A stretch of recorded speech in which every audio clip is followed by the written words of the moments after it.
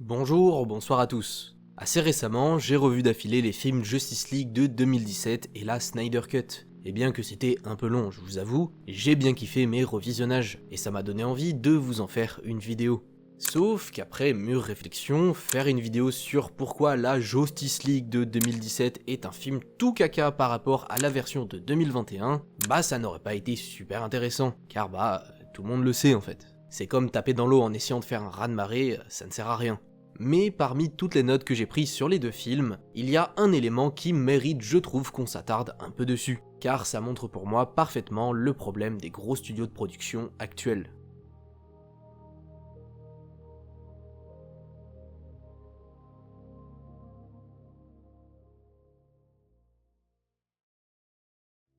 Ok, ce qui va nous intéresser ici est la séquence où des hommes armés vont essayer de faire exploser un immeuble, mais vont se faire arrêter par Wonder Woman.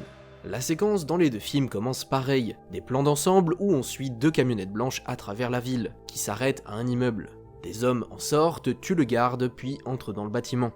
Jusque-là, tout est relativement similaire, même si on peut déjà remarquer une petite différence liée au garde, qui, dans la version de 2017, commence à parler puis se fait tuer. Alors que dans la version de 2021, n'a même pas le temps de parler qu'il se fait tuer. Déjà, rien que ce petit changement, ça montre une certaine idée de mise en scène et de création d'ambiance. En coupant cette phrase au montage qui, d'ailleurs, est dite par le garde une fois hors champ dans la version de 2017, donc une phrase sûrement rajoutée en post-production, Snyder choisit plutôt de focaliser la scène sur l'ambiance et l'atmosphère menaçante que représentent les terroristes. Déjà, rien que ça en dit long je trouve sur un réalisateur qui réalise son film et une société de production qui réalise le même film. Mais bref, continuons. Une fois rentrés dans le bâtiment, les terroristes tuent des gens et montent jusqu'à un endroit situé à un certain étage. Dans les deux cas, l'action est strictement similaire, cependant la mise en scène est un poil différente.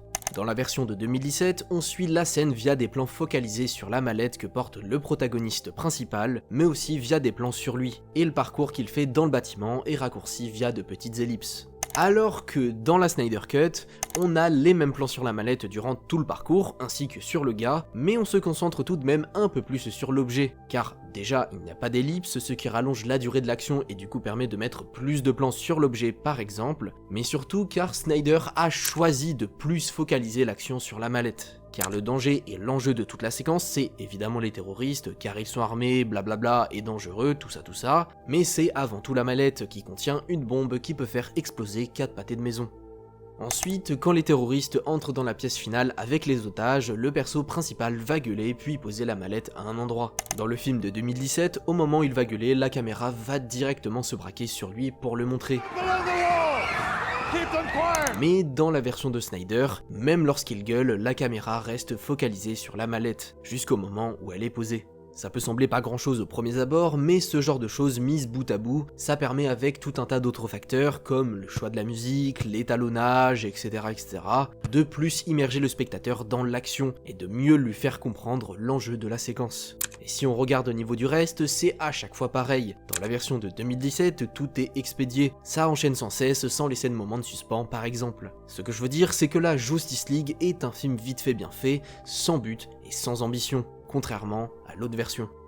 Alors je sais, le film de 2017 a eu plein de problèmes de production, qu'il y a un film qui dure 2 heures et l'autre 4, et c'est pour ça que Snyder voulait faire sa Director's Cut. Mais malgré tout, malgré tous les problèmes qu'il y a pu avoir, les images tournées pour les deux films étaient les mêmes. Donc arrivé en post-production, pour la version de 2017, il y avait quand même moyen de faire quelque chose avec un minimum de mise en scène et de recherche. Mais ça n'a pas été le cas car la 2017 Cut est un film de studio de production, alors que la Snyder Cut est un film de réalisateur. Et je trouvais ça sympa de vous en parler en vidéo pour vous montrer l'impact que peut avoir une société de production sur un film, par rapport à si cette dite société laissait cours à la créativité, etc.